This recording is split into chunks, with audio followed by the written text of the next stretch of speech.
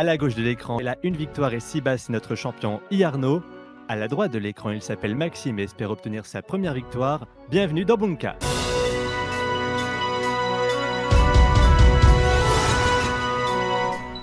Bonjour à tous, bienvenue sur notre plateau virtuel de Bunka, bienvenue donc aussi chez vous qui nous regardez peut-être pour la première fois aujourd'hui en ce dimanche de novembre. Nos deux candidats sont sur les chapeaux de roue et j'espère que vous êtes en forme tous les deux. Très en forme. Très bien, Bah merci. oui, Arnaud qui est notre champion. Et pour savoir donc Arnaud, rappelle-nous ce que tu fais exactement dans la vie de tous les jours. Alors, je m'appelle Yarno, j'habite Notre-Dame-de-Bondeville, près de Rouen, j'ai 38 ans et je suis chargé de projet rénovation du bâti tertiaire au sein de la métropole Rouen-Normandie. Et tu as découvert Bunka comment?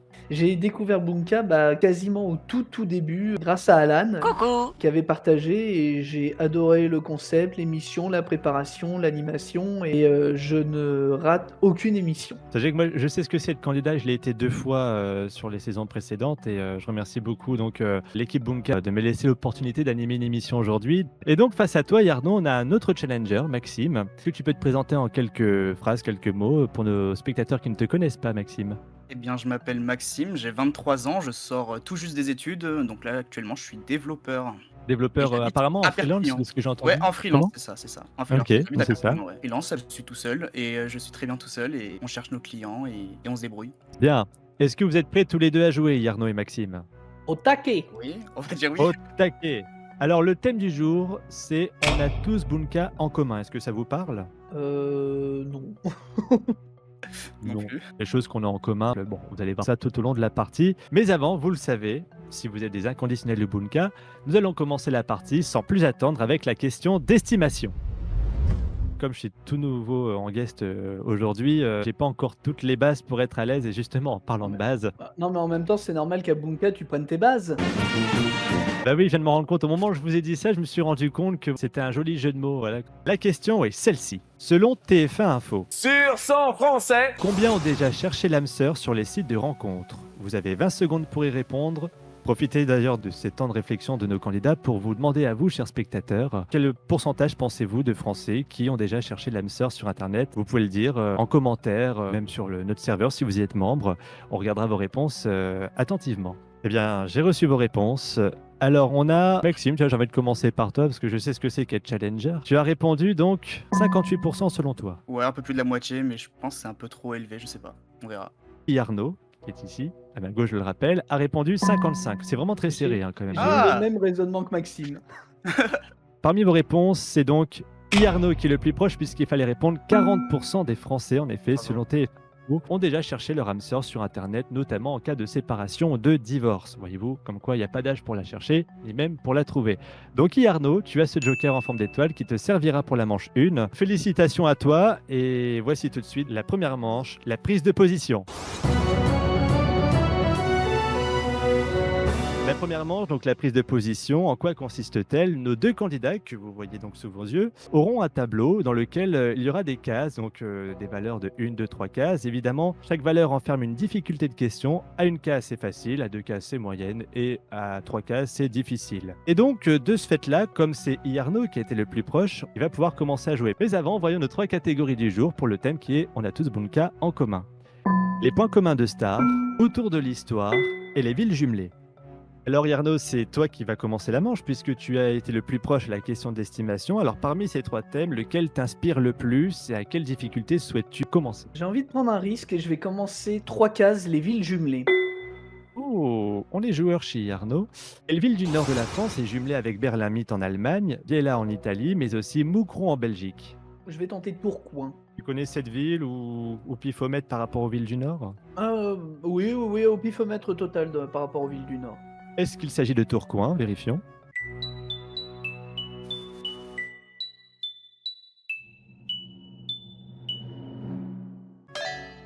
C'est exact, il s'agit de Tourcoing. Bravo Arnaud. Tu remportes donc 3 points sur cette question et je tiens à dire que Tourcoing est ma ville de naissance. Voilà tout. Maxime, c'est à toi de jouer. Quelle case choisis-tu, sachant que celle à 3 cases pour ville jumelée a été choisie, donc ne peut plus être jouée maintenant? Je vais être moins audacieux que Yarno, je vais prendre 2 cases, les points communs de Star.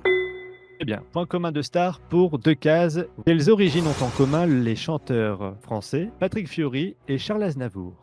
Que Aznavour a chanté pour Mali, tout ça, donc je veux dire malienne, mais Fiori est corse, donc bon, Mali. malienne. D'accord. Et Arnaud, comme tu as ton joker, souhaites-tu l'utiliser maintenant si tu veux faire une contre-proposition ou souhaites-tu le garder pour d'autres questions? Je vais faire une contre-proposition. Déjà, et il je vais utilise son proposer joker maintenant. Arménie. Donc tu penses à Je suis bête. Arménie. Si c'est Arménie la bonne réponse, tu remportes les 2 points de Maxime. Sinon, si Maxime a la bonne réponse, c'est lui qui a les 2 points. Sinon, pas de points. Alors, d'abord, on va voir la réponse de Maxime. Est-ce que malienne est la bonne réponse? Hélas, non. Ils sont pas maliens. Eh bien essayé, Maxime. Maintenant, est-ce que Patrick Fiori et Charles Aznavour ont des origines arméniennes? Oui, c'est exact. Bravo Yarno, tu remportes 2 cases supplémentaires. Ça te fait 5 déjà pour commencer. Yarno, tu prends une nette avance et c'est encore à toi de jouer. Je vais poursuivre avec les villes jumelées pour 2 cases. Ville jumelée pour 2 cases. Très bien. Avec quelle ville suisse, célèbre pour son lac, Besançon est-elle jumelée depuis 1975? J'hésite entre 2, mais je vais dire Genève. Genève, c'est vrai qu'il y a le lac juste à côté. Est-ce que Genève est la bonne réponse? Et non. Alors, Entre... c'est vrai qu'on dit le lac de Genève, il s'appelle pas comme ça, il s'appelle le lac Léman. Mais là, on parle de Neuchâtel. Ah, sans Le regret. lac de Neuchâtel, qui est sans regret. Donc, pas de point sur celle-ci, mais c'est bien d'avoir tenté. En plus, Genève, c'est une ville connue, donc on pouvait penser à celle-ci.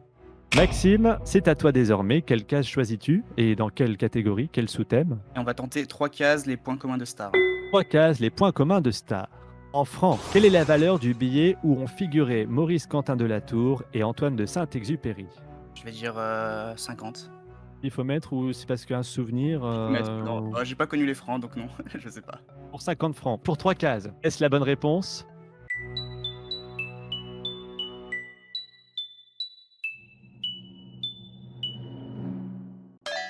C'est exactement ça, la bonne réponse. J'ai même la preuve sous les yeux. Un billet de 50 francs d'Antoine de Saint-Exupéry que j'ai eu il n'y a pas longtemps d'ailleurs. J'ai pas l'autre billet pour vous le montrer, mais ils étaient bleus. Voilà tout. Bravo Maxime, donc tu remportes 3 cases. Ça fait 5-3 pour l'instant. Match plutôt sympathique. Voilà, il n'y en a pas un qui se fait plus dominer que l'autre. Arnaud, c'est encore à toi. Tu as le droit encore de jouer une avant-dernière fois, puisque vous jouez 4 fois chacun. Eh bien, autour de l'histoire pour 2 cases. Autour de l'histoire pour 2 cases. Entre le 18e et le 19e siècle, par quel pays furent colonisés la Malaisie et Singapour? Ah. Très très bonne question. Ça pour 2 sent cases. le piège parce que ce serait peut-être pas un pays européen. Non, le piège, c'est mal le connaître, à Bunka, nous ne sommes pas comme ça. Ah non, non, non. Ah bah allez, je vais dire l'Indonésie. C'est ta réponse. Alors, est-ce que la Malaisie et Singapour ont été colonisés par l'Indonésie? Vérifions. Et non. Alors, c'était un pays d'Europe, mais d'Europe Portugal. continentale. C'était le Royaume-Uni. Oh, sans regret. Mais bien essayé. Toujours 5 points pour Yarno. On passe désormais à Maxime. Toi aussi, il te reste 2 questions. C'est l'avant-dernière. Laquelle choisis-tu? Et je vais finir les stars, une case. Allez, finissons les stars, au moins pour assurer un petit point. Et l'objet du quotidien est dans le titre d'une chanson de Lady Gaga, de Claude François, mais aussi de Nicole Croisy. Non, bah je vais dire un marteau, mais c'est pas ça. C'est vrai que Claude François disait si j'avais un marteau, mais est-ce que c'est dans le Ouais. titre d'une de ses chansons? Et non, c'était le téléphone. Puisque Téléphone, donc une chanson de Lady Gaga, Le téléphone pleure pour Claude François, et Téléphone-moi de Nicole Croisy qui nous a quittés, hélas, en juin dernier, à l'âge de 88 ans. Pas de point sur cette question, Maxime. Tu aurais eu la réponse, toi, Yarno, ou pas du tout? Oui. Ah oui, c'est vrai ce mensonge? Oui, Lady Gaga, c'est en duo avec Beyoncé, si je dis pas de bêtises. Oui, exactement, exactement, tout à fait. Alors Yarno, c'est ta dernière question. Quelle case choisis-tu et dans quel sous-thème? Bah, je vais terminer avec ville jumelée pour une case. Eh bien, la dernière qui restait. Quelle grande ville du département du Rhône est jumelée avec Birmingham, au Royaume-Uni, Yokohama au Japon ou encore Francfort-sur-le-Main en Allemagne? Lyon. En es sûr? C'est mon dernier mot, Sébastien. Vérifie la réponse. Oui, c'est Lyon, bonne réponse, Yarno. Ça te fait 6 cases. Maxime, c'est aussi ta dernière question. Qu'est-ce que tu choisis parmi celles qui restent? Pas assez bon en histoire pour faire 3 cases, donc je vais prendre une case. S'il te plaît. Pour avoir espéré d'avoir 4 points. De quel pays dissous en 1991 faisait autrefois partie l'Estonie, la Lettonie et la Lituanie? Il y a un truc, peut-être Balte, mais parce que non, je sais pas. Balte, mais non. Balte. C'était, je crois, les pays baltiques. Est-ce qu'il s'agit de Balte? Non, j'ai dit Et non. n'importe quoi. Ce sont des pays d'ex-Union soviétique, donc l'URSS, Ah, d'accord, oui, ok. dissoute en Ouais. décembre 1991.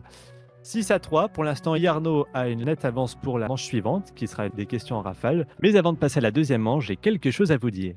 Notre concept vous plaît? Vous pouvez laisser un pouce bleu et vous abonner à la chaîne. Pour participer à l'émission ou rejoindre notre Discord, toutes les infos sont dans la description. Alors, prêt pour l'aventure?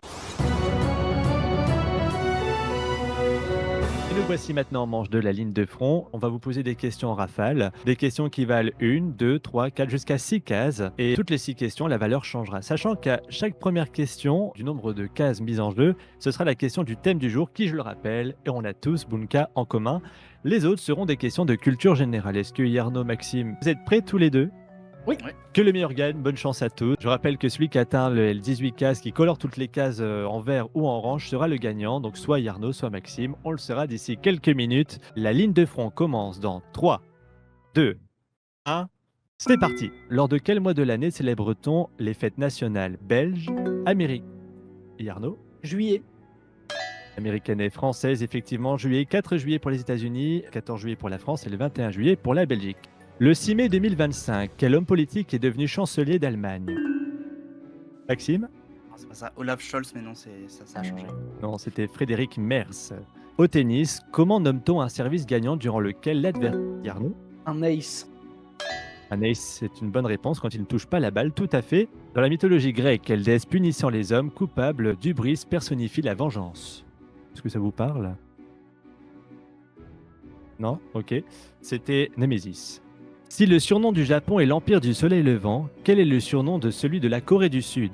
Maxime Yarno, vous l'avez? Non. C'est le pays du matin calme. Quel acteur joue le rôle titre de Daniel Oceans dans Ocean's 11? Yarno. Clooney.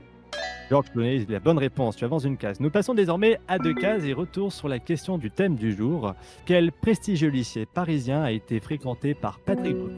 Louis Yarno. Legrand. Non, malheureusement, Patrick Bruel et Georges Pompidou, c'était le lycée Henri IV. Quel peintre néerlandais du XXe siècle est connu pour ses compositions abstraites? Yarno. Mondrian. Lignes horizontales et verticales, Piet Mondrian, bonne réponse, tu récupères tes 2 cases. Dans le ballet Le Lac des Cygnes de Tchaïkovski, quel est le prénom porté par le cygne noir? Maxime Yarno, vous ne l'avez Ah non, Maxime? Swan, Black Swan. Il faut je sais tenter. pas. Non, c'était Odile. Dans quelle série policière retrouve-t-on Samuel Le Bihan Alex Yarno. Hugo. dans le rôle d'un ex-policier marseillais s'étant installé à la montagne? C'est Alex Hugo, bonne réponse. En gastronomie, quel nom donne-t-on à une charcuterie salée composée de pâtes feuilletées contenant de la chair à saucisse? Yarno. Un pâté en croûte. Cherchez du friand. Bien essayé quand même. Au 421, quel nom donné à la Yarno. Nénette.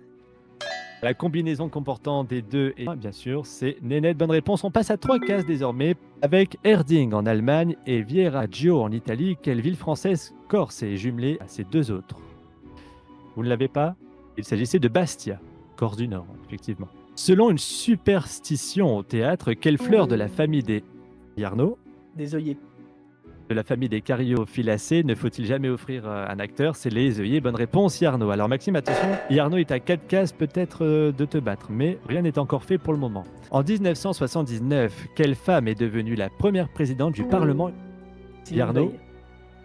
Tout à fait, c'est une bonne réponse. Maxime, attention, danger. Chez l'homme, quel est le nom donné à la pièce osseuse formée par la soudure des 5 vertèbres du bassin? Yarno, Le sacrum. Bravo. le sacrum te fait gagner cette émission. Non. Bravo Yarno. Je suis très triste pour Maxime parce que je sais ce que c'est être dans ce niveau-là du jeu, à jouer et puis ne pas gagner. Alors Maxime, est-ce que tu as un petit mot à dire à quelqu'un qui nous regarde ou qui nous regardera? Merci aux gens qui travaillent sur l'émission. J'ai découvert l'émission il n'y a pas très longtemps et j'ai adoré. Et bravo à Yarno qui a été incroyable et qui est incroyable dans la vie de tous les jours, à la télé, etc. Et bravo à toi aussi pour ton Merci. animation. Enfin, voilà. En tout cas, tu reviens quand tu veux, tu es le bienvenu ici, hein, sache-le. Merci. Et donc, nous allons retrouver pour la 2e fois notre champion qui, pour l'instant, a 6 bases, mais aura-t-il les 10 bases de cette finale? C'est parti, nous allons le savoir tout de suite avec la finale.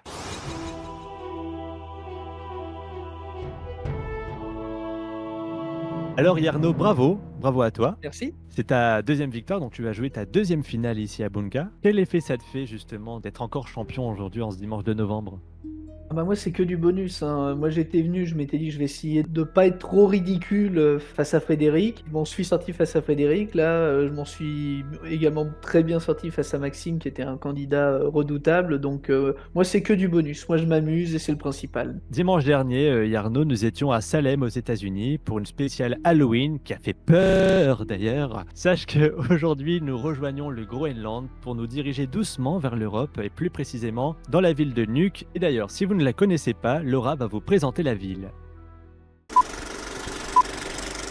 cap sur la Terre verte, le Groenland, et surtout sa capitale, Nuuk. Conquise par les Vikings au Xe siècle, le nom de cette ville signifie le cap. Les bâtiments de la ville étaient autrefois associés à une couleur selon leur activité. Nuuk, c'est aussi voir des baleines depuis la capitale et de nombreux animaux polaires. Notre finaliste va devoir trouver ces 10 animaux qu'on peut croiser aux alentours de la ville. Alors, prêt à atteindre le nord? Alors au Groenland, il y a une faune et une flore très riches, hein. C'est pour cela qu'il va falloir trouver ces 10 animaux vivants au Groenland à l'aide des indices suivants, Yarno. Est-ce que tu es prêt? Je suis prêt. Les 10 indices vont apparaître dès le démarrage du chronomètre qui est de 70 secondes, le temps pour lequel tu auras à trouver ces 10 indices. Et ces 70 secondes commencent dans 3, 2, 1, c'est parti! L'une des mascottes de Sochi, c'est un ours. Un ours Oui, polaire. c'est une bonne réponse. La poule... non, Base. non, non, non, non. Le suicide collectif, c'est le lemming. Le Oui, canard on a migrateur... 2 le- bases. Oui, bonne le- réponse. 3 bases. Le bovidé, je sais pas, le yak, le bison, le buffle. Ah, non, on va passer. Le canid reste 40 elisati, c'est le secondes. renard polaire. Le Oui, on est à 4 bases. Le, le palmipède, peut-être le pingouin. Le macareux. Non, Macareux non, noir. non, Le non, poisson. bien essayé. Le cétacé, je sais pas, l'orque, la baleine, 25 secondes. les polars. L'oiseau blanc, la sterne, peut-être. Oui, c'est une bonne Ah, la sterne est réponse. là. 5 bases, Yarno. Le cétacé qui a les polars, le dugong, le beluga. Il reste 10 non. secondes. Le poisson tout plat, je sais pas, l'aliment de la raie, la dorade. Non, Qu'est-ce qu'il y a bien comme poisson plat? Encore un petit peu. Le ceviche, c'est un plat de poisson, ça n'a rien à voir. Terminé, c'est terminé. Alors Yarno, tu as donc trouvé 5 indices sur les 10, ça te fait 5 bases en plus. On va voir d'abord celle que tu n'as pas trouvée avant de voir la suite. Alors, oiseau blanc, il est aussi appelé poule de neige. Eh bien, sache que c'était l'agopède. Donc, bovidé, le mâle dégage une forte odeur. C'était le bœuf Ah, musqué. ben oui. Je retrouvais pas le. Oui, oui, oui, oui. Le mammifère marin, l'une de ces espèces est dite à capuchon. Il s'agissait du phoque. Poisson tout plat, aussi appelé turbo de Terre-Neuve, c'était donc le flétan du Groenland. Et enfin, cétacé, il peut vivre plus de 2 siècles. Il s'agit de la baleine boréale. 5 bonnes réponses, Yarno. Ça te fait 5 bases plus les 6 de dimanche dernier. Tu es à 11 bases. Espérons que ça continue ainsi. J'espère pour toi. Et bien voilà, c'est ainsi que se termine Bunka aujourd'hui. Rendez-vous dimanche prochain pour la suite des aventures d'Yarno avec quelqu'un d'autre à l'animation. Je vous souhaite un très très bon dimanche et d'ici là, soyez la meilleure version de vous-même. Salut! À la semaine prochaine.